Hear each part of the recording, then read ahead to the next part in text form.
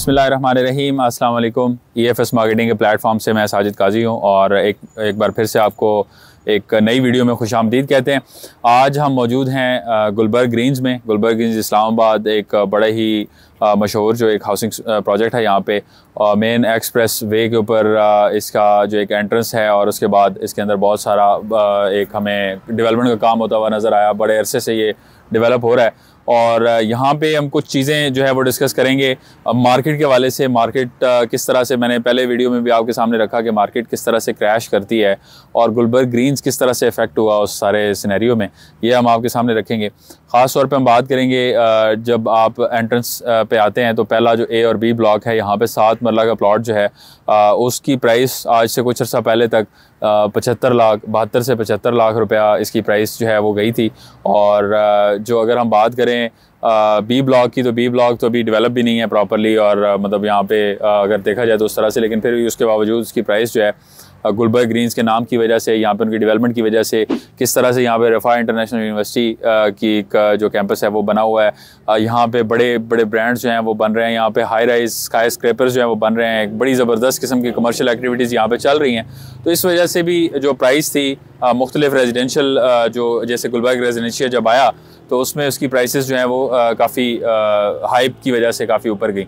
लेकिन ज़्यादातर जो हाइप क्रिएट हुई, जैसे मैंने पहले आपको बताया, वो डीलर्स की क्रिएट हुई हाइप थी। और जब एक डीलर टू डीलर हाइप जो बनती है, यहाँ से फ़ाइल उठाई उसको दे दी, उससे उठाई उसको दे दी और आपस में उसकी ट्रेडिंग और फिर इन्वेस्टर्स को शामिल कर लेना।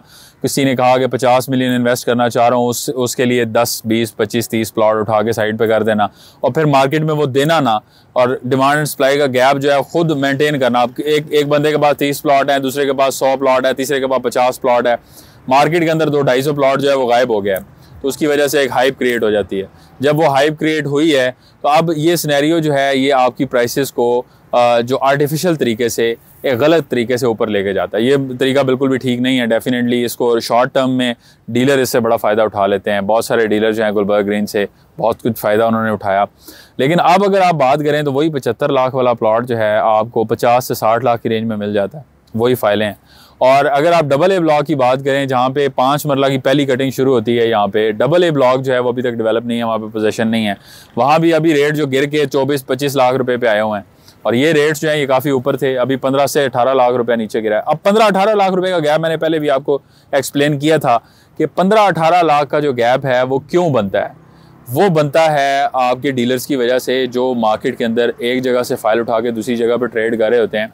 डिमांड एक हद तक होती है किसी भी हाउसिंग प्रोजेक्ट की, और वो डिमांड जो है वो पूरी होती है, या उस डिमांड के अंदर जो चीज़ें आती हैं उसके अंदर ये होता है कि लोग आना शुरू हो गए हैं, आबादी होना शुरू हो गई है और अवेलेबिलिटी ऑफ प्लॉट्स कम हो गए हैं, जिसकी वजह से ज़मीन की प्राइस जो है वो ऊपर चली गई है। एक सिंपल सा फार्मूला है, कहीं भी ज़मीन की प्राइस जो है वहाँ पे आने वाले फुटफॉल की वजह से ऊपर जाती है। गुलबर्ग ग्रीन्स में फुटफॉल तो डेफिनेटली कमर्शियल के हवाले से बहुत हमें देखने को मिलता है, लेकिन रेजिडेंशियल पॉइंट ऑफ व्यू से, क्योंकि जो एरियाज अभी रेट्स तो मौजूद हैं, 7 मरला का रेट 50 लाख बड़ा रीज़नेबल रेट है। अगर 50 लाख रुपए में ये फाइल जो है मिल रही है, ये प्लॉट मिल रहा है, तो आपको बड़ा अच्छा रेट है। और 24 से 25 lakh AA block non possession rate, ये भी ठीक है।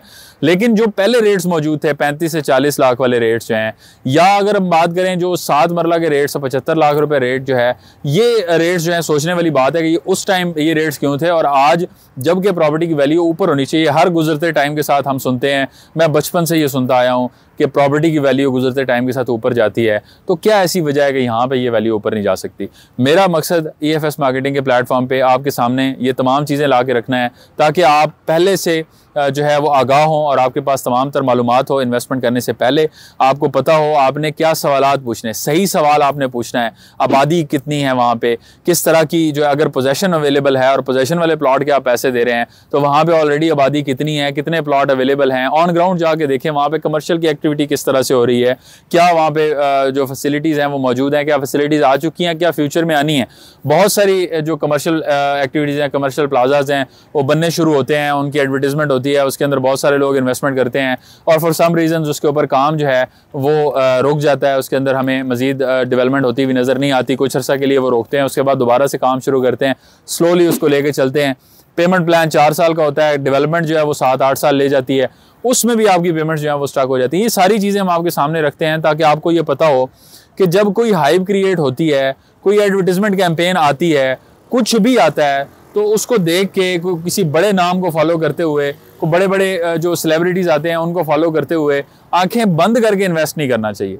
हमेशा ये देखना चाहिए कि ऑन ग्राउंड मार्केट की क्या वैल्यू है। आप कभी भी प्रॉपर्टी में नुकसान नहीं करेंगे। बहुत सारे लोग जो है वो इस मार्केट के अंदर भी नुकसान में नहीं है, और ये वो लोग हैं जिन्होंने मार्केट को देखा, जिन्होंने 4-5 लोगों से बात की, जिन्होंने इस चीज़ को समझा कि अगर हमने बहरिया टाउन में प्लॉट लेना है, हमने गुलबर्ग में प्लॉट लेना है, हमने इस्लामाबाद के किसी सेक्टर में प्लॉट लेना है, तो एक बंदा जो है ना वो अकले कुल है, ना वो वाहिद आदमी है, वो वाहिद डीलर है जो मार्केट में मौजूद है, उसके अलावा बंदा है ही कोई नहीं। आपको कोई मिलेगा नहीं जिससे आप डिस्कस कर सकते हैं, आपको कोई बंदा गाइड नहीं करेगा। बहुत सारे लोग बहुत अच्छा काम कर रहे हैं, मैं उसको अप्रिशिएट करता हूं जो बड़ा ओपनली काम करते हैं। मैं खुद इस चीज़ का कायल हूं कि जो चीज़ आप तक, जो इन्वेस्टर है, जो एंड कस्टमर है, जिसने यहाँ पे घर बनाना है, किसी भी जगह पे इन्वेस्ट करना है और इस नीयत से इन्वेस्ट करना है कि उसके आने वाले जो उसकी नस्लें हैं उनको फ़ायदा हो उस चीज़ से, या उसको खुद को फ़ायदा हो 8-10 साल 20 साल की इन्वेस्टमेंट के बाद। तो जब ऐसे लोगों को बेहतर से बेहतर इन्फॉर्मेशन तक पहुँचती है, वो ठीक तरीके से फैसला कर पाते हैं। और फिर ये शॉर्ट टर्म में जो कभी को मसाइल आ जाते हैं, हुकूमतें चेंज होती हैं पाकिस्तान के अंदर, ये एक रेगुलर एक फिनोमिनन है, एक हुकूमत आती है दूसरी जाती है, उसका इम्पैक्ट जो पड़ता है वो पड़ता है उन इन्वेस्टर्स के ऊपर, उन डीलर्स के ऊपर जिन्होंने 50-50, 100-100 प्लॉट उठाए होते हैं, वो मार्केट में फेंक देते हैं इकट्ठा।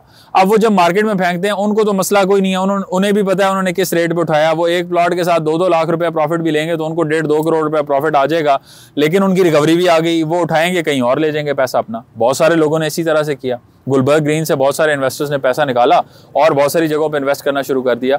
और इसकी वजह भी होती है कि जब मार्केट क्रैश करती है तो जो ये जो बबल एक बना होता है जो प्रॉफिट्स का, जिसमें डीलर फ़ायदा ले रहा होता है, जिसमें डीलर अपने लोगों को फ़ायदा दे रहा होता है, उस बबल को वो बबल फटता है और सबसे पहले वो प्राइस नीचे आती है। तो ये 15-20 लाख, 50 लाख, 60 लाख जो आप सुन रहे हैं प्राइसेस नीचे आ गई हैं, ये जस्टिफिकेशन है। सिर्फ ये आपको बताना है कि आपकी अगर एक बंदे ने इन्वेस्टमेंट करा दिया है तो उसने आपको बताना है कि इस्लामाबाद में तो क़यामत बर्पा हो गई है, और इस्लामाबाद की जो है ना जो महशर है इस्लामाबाद का, वो बर्पा हो चुका हुआ है, और उसके बाद इस्लामाबाद ने यहाँ रहना कोई नहीं है, तो इसलिए प्राइसेस जो है ना वो नीचे गिर गई हैं। अब इसके बाद हर चीज़ तहस नहस है, बर्बाद है।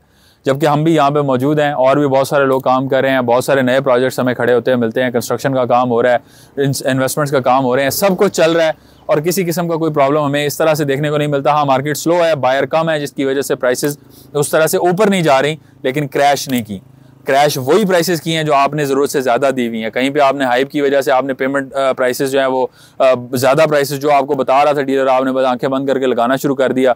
10 बंदे मिल के जो है वो एक ही प्राइस कोट कर रहे हैं। वो 10 बंदे शाम को किसी भी कॉफ़ी हाउस पे बैठेंगे, वो बैठ के एक ही जगह पे चाय पियेंगे और एक दूसरे को बताएंगे कि हमने कितने लोगों को बेवकूफ़ बनाया है। तो लिहाजा जो भी ऑन ग्राउंड चीज़ें होती हैं, ज़मीन की कीमत कभी नीचे नहीं गिरती, प्रॉपर्टी कभी नीचे नहीं गिरती, आपके गोल्ड की प्राइस कभी नीचे नहीं जाती, ये चीज़ें आपको कभी नुकसान नहीं पहुंचाती, लेकिन आपको परचेजिंग के टाइम पे बड़ी एहतियात से इसमें परचेजिंग करनी होती है।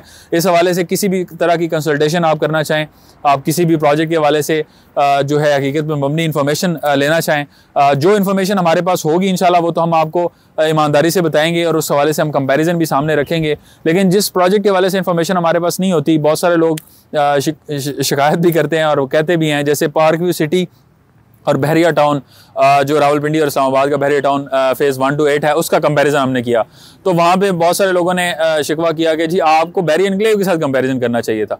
लेकिन बहरिया एनक्लेव क्योंकि मेरा वहाँ पे आना जाना नहीं रहा और मैं पर्सनली तौर पे बहरिया एनक्लेव के बारे में इन्फॉर्मेशन नहीं रखता, तो मैं आपको बेहतर इन्फॉर्मेशन नहीं बता सकता। अगर मैं 2-4 लोगों से बात करके वो वीडियो बनाता हूँ या आप तक इन्फॉर्मेशन रखता हूँ तो वो इन्फॉर्मेशन जो है वो भी इन्फ्लुएंस्ड होगी, उसमें वो लोग जो बात मुझे वो बताना चाह रहे होंगे वो बात मैं आपके सामने रखूँगा। जब तक मेरी उस पर रिसर्च नहीं हो जाती मैं उस हवाले से आपको प्रॉपर्ली गाइड नहीं कर पाऊंगा। तो इसलिए मैंने कंपैरिजन पार्क व्यू सिटी का, क्योंकि पार्क व्यू सिटी के अंदर मेरा एक्सपीरियंस है, मैंने वहाँ पे बुकिंग्स भी दिलवाई हैं, वहाँ पे मैंने काम भी किया है और उसके हवाले से मेरे पास तमाम तर मालूमात हर ब्लॉक के हवाले से जो है वो मौजूद हैं। इस हवाले से मैंने आपको कंपैरिजन जो किया बहरिया टाउन के हवाले से, क्योंकि यहाँ पे मैं मौजूद हूँ, बहरिया टाउन फेज़ 1 to 8 तक मेरे पास तमाम तर मालूमात मौजूद हैं, कहाँ पे किस तरह की प्लॉटिंग अभी चल रही है, क्या रेट्स उसके आज से 6 माह पहले 8 माह पहले थे, आज क्या रेट्स हैं। तो इसलिए इसका कंपैरिजन तो मैं कर सकता था, तो मैंने किया। इसीलिए जो कंपैरिजन मैं कर सकूंगा और जो इन्फॉर्मेशन मेरे पास मौजूद है वो मैं आपके सामने रखूंगा इंशाल्लाह। हकीकत पे मबनी तमाम तर मालूमात आप तक आगे भी लेकर आएंगे। हमें आप अपनी दुआओं में याद रखिएगा। मिलते हैं आपसे नेक्स्ट वीडियो में, तब तक के लिए अल्लाह हाफिज़।